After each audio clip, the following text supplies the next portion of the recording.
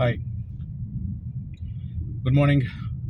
ఆదివారం బాగుందేమో కదా. లక్కీగా వెదర్ అయితే కొద్దిగా కూల్ అవుతున్నట్టు అనిపిస్తుంది. థ్యాంక్ గాడ్ అనుకోవాలి. రైట్, ఇవాళ ఒక 2 ఇష్యూస్ నా దృష్టిని ఆకర్షించాయి. Just I want to comment on those things. ఒకటి, వరంగల్, నల్గొండ, ఖమ్మం ఎమ్మెల్సీ ఎన్నికల్లో పోటీ చేస్తున్న ఒక ఇండిపెండెంట్, అతన్ని కించపరచడం లేదు, రాజు యాదవ్. ఆయన తనను గెలిపిస్తే పరిశ్రమలు తీసుకొస్తా అని చెప్తున్నాడు, which is beyond MLC limits. సరే, he's trying to attract graduates, ఉద్యోగాలు అండ్ పరిశ్రమలు రెండు, అది కూడా ఉద్యోగాల కల్పన ఉంటుంది కాబట్టి ట్రై చేస్తున్నాడు, which is beyond his limitations. సరే, ఆయన తాపత్రయం అది కావచ్చు, కష్టపడుతున్నాడు పాపం. సేమ్ టైం 10 సంవత్సరాల ముఖ్యమంత్రి, దాదాపు 45 ఏళ్ల రాజకీయ అనుభవం ఉండి దేశంలో పొలిటికల్ పిక్చర్ ఒక రకంగా కనిపిస్తుంటే దానికి భిన్నంగా స్టేట్మెంట్, ప్రధాని పదవికి సంబంధించిన రేసులో నేను ఉంటా. నిజానికి అది ఆయన చెప్తున్నప్పుడు, ఆ వీడియో కానీ లైవ్లు కానీ చూస్తున్నప్పుడు, తర్వాత ఇవాళ అన్ని పేపర్లలో అది ప్రకటన, దానికి సంబంధించిన వార్త చూస్తున్నప్పుడు కూడా అందరూ నవ్వుకుంటున్నారు, ఫర్ షూర్, దాంట్లో సందేహమే లేదు. కానీ అంత అనుభవం ఉన్న వ్యక్తి అట్లాంటి కామెంట్స్ చేయడం అసలు ఎలా అనేది, అంటే నవ్వుకుంటారని తెలిసి మాట్లాడడం రాజకీయ నాయకులకు నిజంగా గమ్మత్తు అనిపిస్తుంది. అలాంటిది కేసీఆర్ ప్రధాని పదవి రేసులో ఉంటానని చెప్పడం అనేది, అడగొచ్చు అక్కడ ఉన్నవాళ్ళు ఎవరన్నా ఎలా పాసిబుల్ అని. ఆయన చెప్పడం అనుకుంటే అది వేరే విషయం, ఎందుకంటే ఆయన క్వశ్చన్సే ఫేస్ చేయరు. పైగా ఒకటి అనుకుంటే ఇంకోటి చెప్తారు, ఒకవేళ ఆన్సర్ లేకపోతే రివర్స్ అవుతారు, అయిపోద్ది. సో అడిగిన రిపోర్టర్ని డిఫెన్స్లో పడేస్తారు. బీఆర్ఎస్ పార్టీ పోటీ చేస్తున్నది 16 సీట్లలో. అఫ్కోర్స్ తెలంగాణలో 17 సీట్లు ఉన్నాయి. 17 సీట్లలో క్యాండిడేట్ పెట్టినా కూడా హైదరాబాద్ విషయంలో ఏంటనేది మనందరికీ తెలుసు. సో నామినల్గా ఒక పర్సెంట్ పెట్టేస్తారు అక్కడ, డమ్మీ. కాబట్టి 16 సీట్లలో పోటీ చేస్తున్నారు. 16 సీట్లలో పోటీ చేసి ఆయన 12 సీట్లు గెలుస్తానని చెప్పుకుంటున్నారు. పని గ్రౌండ్ రిపోర్ట్ కానీ, స్టడీ రిపోర్ట్స్ కానీ, సర్వేలు కానీ, ఒపీనియన్ పోల్స్ కానీ, అసలు గ్రౌండ్ లెవెల్ సిచ్యువేషన్ కానీ బీఆర్ఎస్ పార్టీకి 1, 2 అని కొంతమంది చెప్తున్నారు.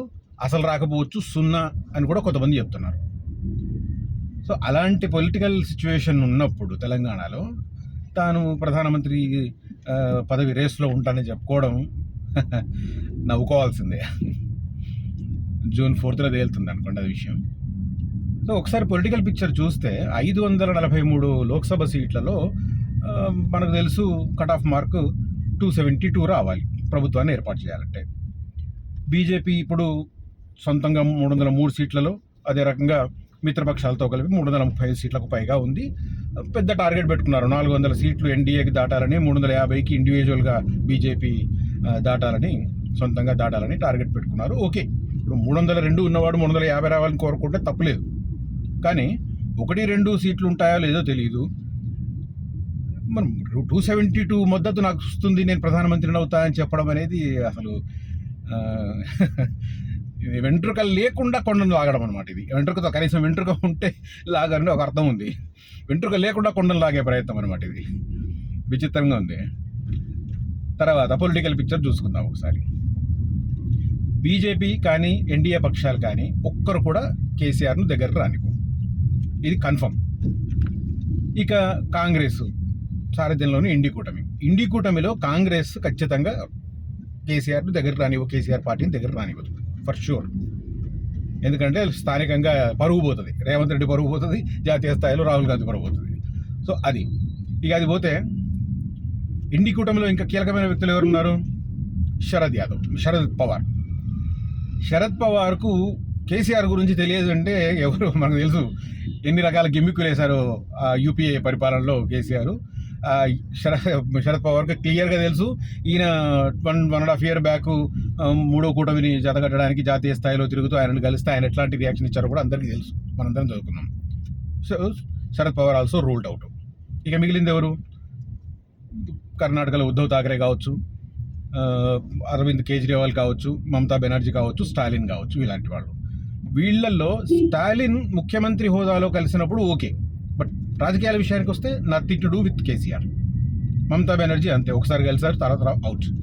కేజ్రీవాల్ అంతే, సీఎం రేంజ్లో ఒకసారి కలిసారు, అంతే. సో వీళ్ళెవ్వరూ ఈయనతో జతకట్టడానికి రెడీగా లేరు. కాంగ్రెస్ ఆధ్వర్యంలో ఉన్న ఇండి కూటమిలో ఉన్నారు. సో మరి సంకీర్ణం ఏర్పడితే ఏ పార్టీ కలిసి వస్తుంది?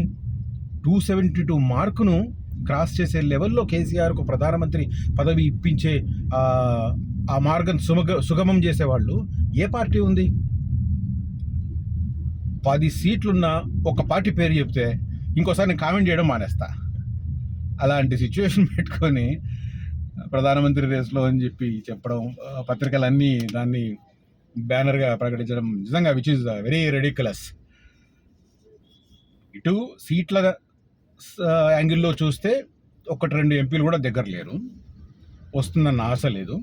గతంలో 9 సీట్లు వచ్చాయంటే ఇక్కడ అధికారంలో ఉంది, జాతీయ స్థాయిలో ఎంపీగా ఉంటే రాష్ట్రానికి సంబంధించి కొన్ని వ్యవహారాలు చక్కబెట్టవచ్చు, కొన్ని పనులు కొన్ని తీసుకురావచ్చు అనే ఉద్దేశంతో కొంతమంది ఎంపీలు గెలిపించుండొచ్చు, 9 మందిని గెలిపించుండొచ్చు.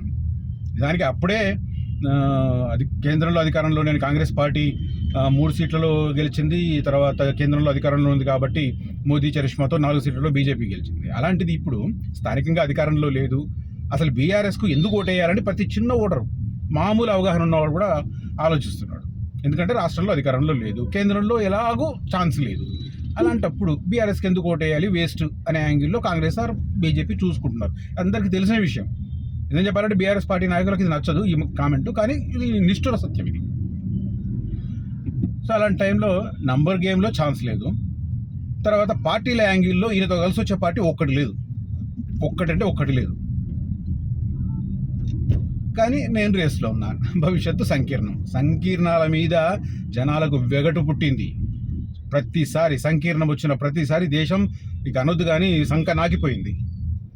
ఇది హార్డ్ కామెంట్, బట్ సంక నాకిపోయింది సంకీర్ణాలు ఉన్న టైంలో. మనకు తెలుసు చంద్రశేఖర్ నేషనల్ ఫ్రంట్ 2వ ప్రధానమంత్రి చంద్రశేఖర్ ఉన్నప్పుడు బంగారం అమ్ముకొని బతికిన చరిత్ర ఉంది, మనం చూసాం.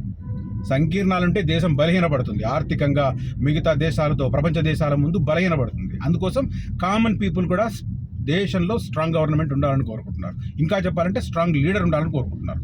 సరే, స్ట్రాంగ్ లీడర్ ఎవరనేది నేను కామెంట్ చేయదలుచుకోలేదు, అందరికీ తెలిసిన విషయమే. సో ఇట్లాంటి పొలిటికల్ పిక్చర్ పెట్టుకొని కేసీఆర్ గారు ప్రధానమంత్రి రేసులో నేనున్నాను అని చెప్పుకోవడం అయితే విచిత్రంగా ఉంది. ఆశ ఉండొచ్చు, ఎవరికైనా ఉంటుంది, నాకు కూడా ఉంది. కానీ ఏం చేస్తాం, ఉండాలి కదా మనకు. కులం బలం ఉండాలి, ఆర్థిక బలం ఉండాలి, అన్నీ ఉంటేనే మనం రాజకీయాలు ఏదైనా అనుకున్నది సాధిస్తాం. అవి ఏవి లేనప్పుడు ఇంపాసిబుల్. లక్కీ ఏంటంటే కేసీఆర్కు కులబలం లేదు, కానీ ఆ ఉద్యమ అంశం కలిసి వచ్చింది. కులబలం మనందరికీ తెలుసు. ఆ కమ్యూనిటీ 80లలో 90లలో గ్రామాలు వదిలేసి హైదరాబాద్కు వచ్చి ఎలా స్థిరపడ్డారు ఏందని అందరికీ తెలుసు. ఎవరి భయంతో వచ్చారని కూడా తెలుసు.